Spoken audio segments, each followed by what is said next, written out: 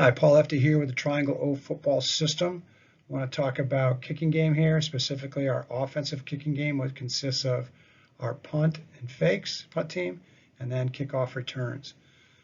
Coaching point, we want to use, again, offensive personnel with these teams so that then everybody learns kicking game responsibilities and has roles. And this way also then we can simplify the learning because we're going to use offensive core concepts and techniques into that chunking and scaffolding learning principle. Let's take a look.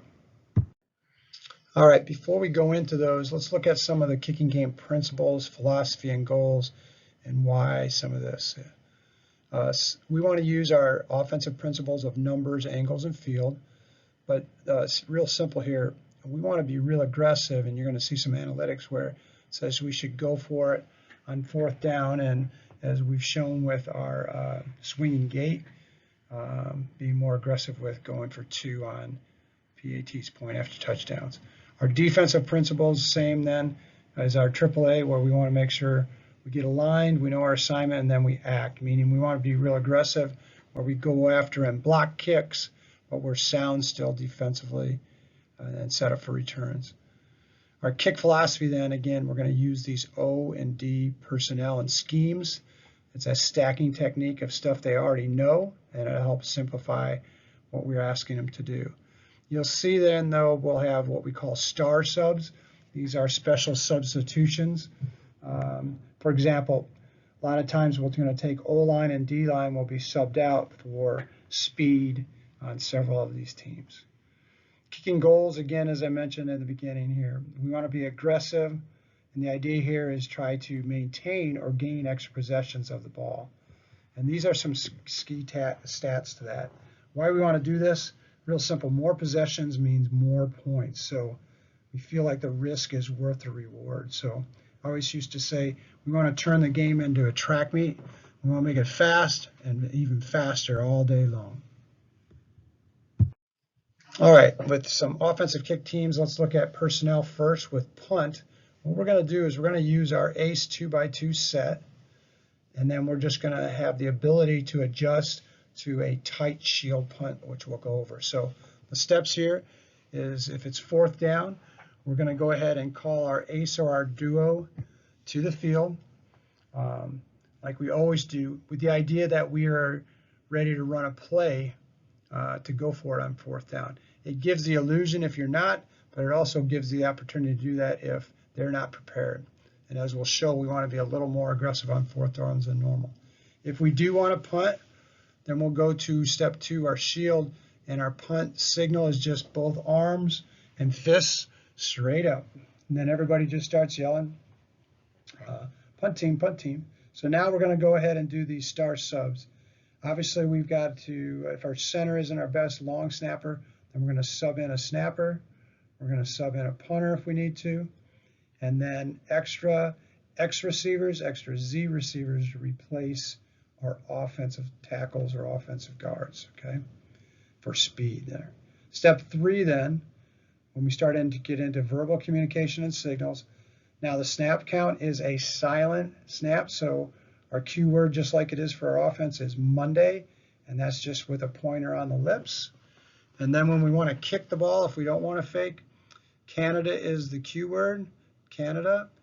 Lisa would be kicking directional kick to the left, and Canada Ray would be directional kick to the right. Signal there is coach is just going to go take his opposite hand and wipe it down on his directional forearm, like we're wiping off a sign. Punter then, real simple, is just going to go ready, and he'll pause, and the snapper's going to snap it whenever they're ready. Again, it's a silent snap. Our fourth down and go for it rule of thumb is, again, we want to be more aggressive using analytics, and I'll show that. And then when we get in our kickoff return, we do a 5-2-2-2 alignment. Again, star subs. We're going to take out all the offensive linemen and just put in a second set of backs and receivers into our front line. So again, replacing for speed.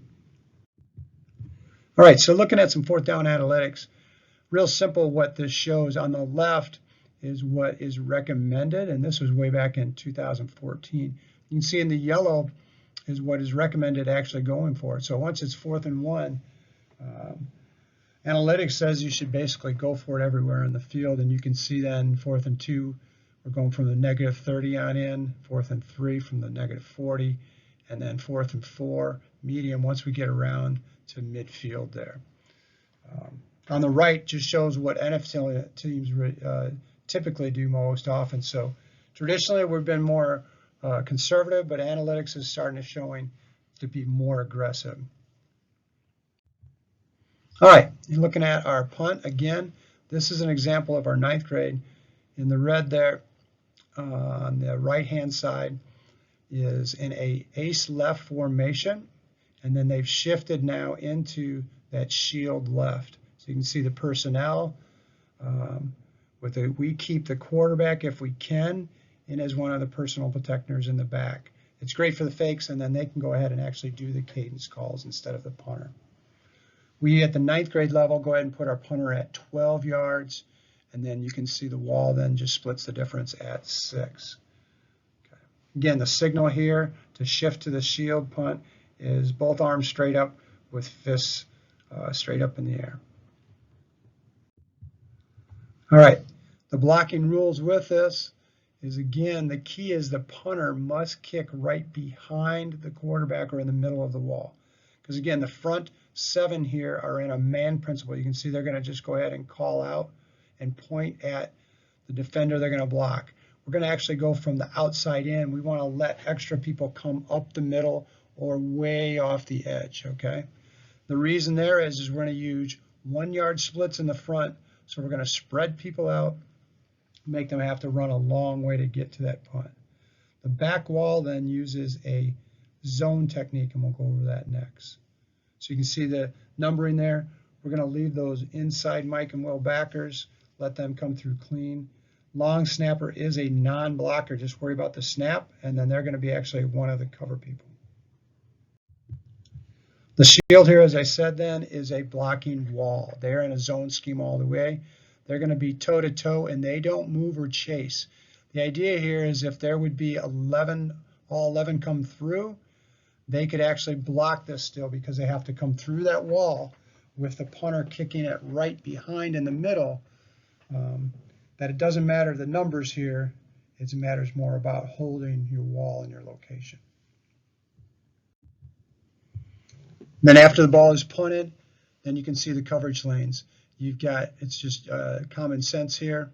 Outside's going to stay outside in, and you've got the snapper as a cover person right away, and then the wall actually acts as safety people spreading out. Again, we want to stay real aggressive, so we just use some of our core offensive schemes for fakes. Fake number 1 is just to run our sweep. Real simple here.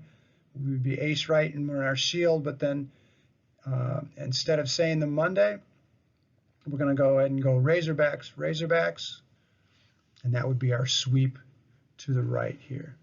So again, we like to run this into the boundary typically because they'll put numbers to the field. And again, we can do this a lot of different ways. If your punter, in this case, is our running back, then we can go ahead and snap it all the way back. If your quarterback up in the shield is the person you want to get the ball to, then we would short snap it to him. Another fake then off of this is to fake the sweep and then actually run your waggle to the left. So again, here we would snap this to the quarterback. It would fake a toss sweep to that back to the right, and we're going to go ahead and run our waggle to the left. You can see now that Z receiver on the bottom right becomes an eligible receiver after stock blocking. And then again, we use our pullers, our offensive linemen in the backfield, as personal protectors, just like we would with our waggle. So it's from a different formation, but we're using our same waggle concepts and same waggle personnel to execute the play. All right, to get into kickoff return, we use a double wedge return. And this is really simple and sound and can be flexible to wherever the ball is kicked. That's the key here. So what we're going to do again is we're going to sub out those offensive linemen. You can see them. We've got receivers, running backs, and H-backs up in the front 5.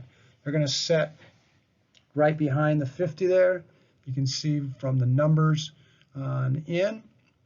we're going to go ahead and do then our next two is Z and a H, 10 yards behind, just outside the hash. We do an A and an H, the X then, 10 more yards. And then last is going to be our two returners. Typically we have one of our B-back stays back there. And then this is where you can have a star returner, it can be an extra person who's just special at that offense or defense.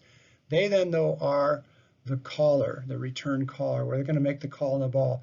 If he says you, that means then the ball is for the B-back. If he says me at any time, which if he can get to it, he's going to say me, then it's his ball. You can see what happens then is the other return person becomes that lead blocker through the wedge.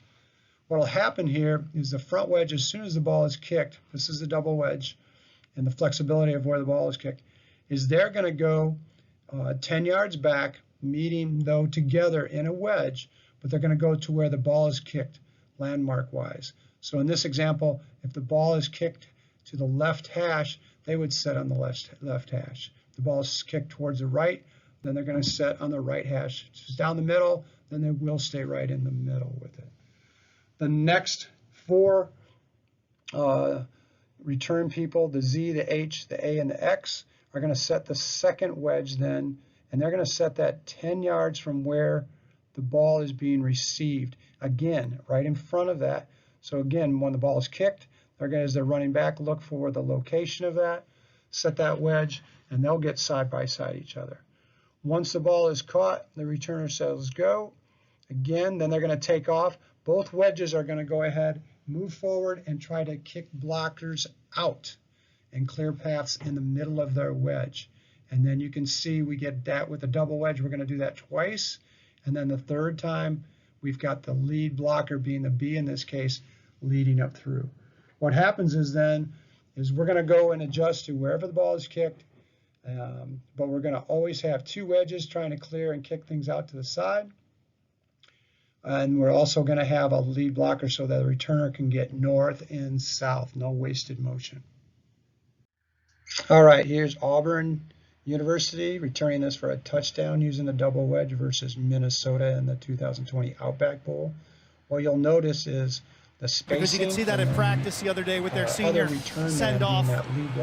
He is truly the captain elected. Returner's going just straight north and south. And this is going to be a big return for Igbinoghene. Noah Igbinoghene is gone. 96 yards. They're late, and watch the key block, number 19, right in front of Igbinoghene, and that's all he needed. Once he got that block, he was off to the races.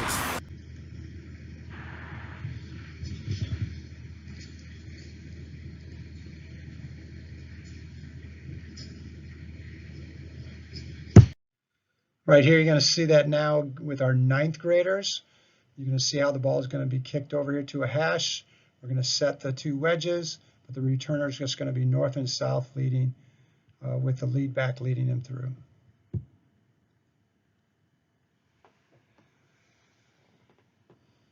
So again, short kick. There's the first two wedges, clearing things inside out, and we're off. The thing I like about this is there's no wasted lateral movement. We're getting upfield for positive yardage. Here's one more with 9th graders. As you can see, we scored 4 different touchdowns doing this just in 1 year in 2016.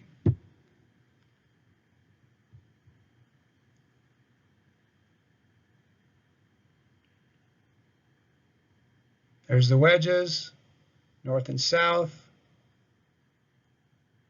and gone. Now it does help if that return person's fast, like in this case. But again, no wasted motion. All right, again, just to review, know your PAT principles, philosophy, and goals there, as we talked about. You want to be able to list and define those punt team steps. Who are the star subs? Same thing with the kickoff return, team steps and star subs. And then always ask questions. Great way to do this is have them write them down individually, because most young people won't ask individual questions in a large group, but they'll write them down, and you can get some great great feedback, but understandings and learning happening that way. Thanks.